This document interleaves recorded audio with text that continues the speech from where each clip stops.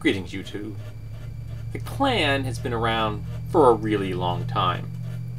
Formed in the late 1860s. What a shock, right at the end of the Civil War.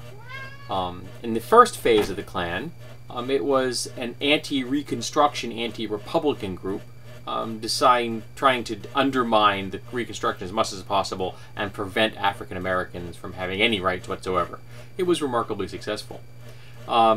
The second phase of the Klan took place starting around the First World War up through the end of the Second World War, and then the third phase started shortly after that and to the present.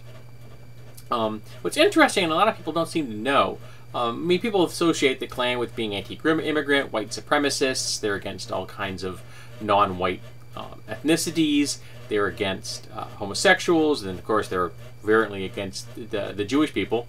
But the second phase of the Klan was also anti-Catholic. But they smartened up and dropped that during the third phase because they realized that they were disenfranchising white supremacists that just happened to be Catholic. So they wanted to, they wanted more of that bigoted market that was alive and well in the Catholic Church. So they dropped the anti-Catholic thing, which is, a bit of smart marketing, I guess. It worked for them. And the Klan has expressed itself through any number of means. Of course, the classics, they put their white hoods on and their robes, and they ride around at night and terrorize people. They burn crosses on people's property. They beat people. They burn down structures, churches, aid groups.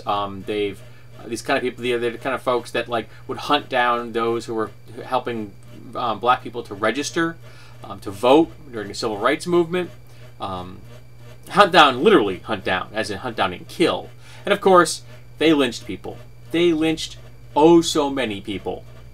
Almost all of them black. Not all. There were some people in there that weren't black that got lynched because they were helping black people. Can't have that now, can we? In short, they have been a terrorist organization essentially from 1865 to the present. They are recognized as a hate group. It is recognized that they use the methods of terror. So, can someone explain to me why they are not listed as a terrorist organization? Why are they not up there with ISIL, Al-Qaeda, the Taliban, Boko Haram? Why not? Just because those groups are Muslims, so it's okay if we label them terrorists? We shouldn't label a group that's domestic as terrorists? Because that's what the Klan is. They terrorize people to achieve a political aim. And that aim is to bolster and further white supremacy. To make sure that white folks remain in power by keeping non-white folks too scared to do anything about it. To not rock the boat. To keep the status quo as long as possible. Sort of like what happened in South Africa with apartheid. A very small minority of white people in charge of a country with a large population of black people. An African nation that had been invaded by white folks. Well, in this case, it's imported white people and imported black people, and the white people are terrorizing the black people. Because the only people that are native here are the Native Americans. Or at least they're the first ones. They're not actually native here. The only native people on the planet are Africans in Africa. Outside of Africa, humans are an invasive species. But why don't we treat the Klan like domestic terrorists? Why? Why is it not listed as that? Why is that the FBI not listing it as that? Now, we had a Muslim person kill 5 service people recently. A horrible tragedy. That person is being listed as a domestic terrorist.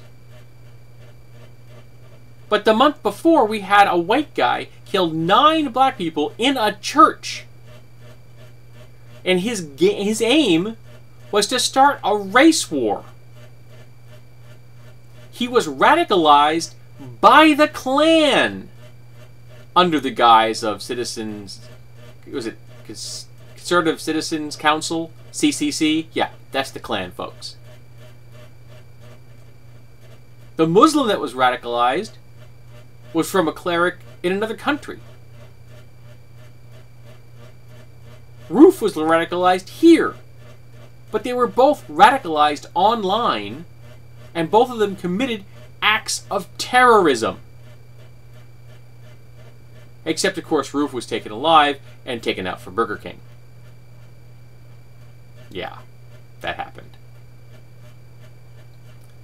So why isn't Roof being seen as a domestic terrorist? Why is the CCC and the KKK not being viewed as domestic terrorists?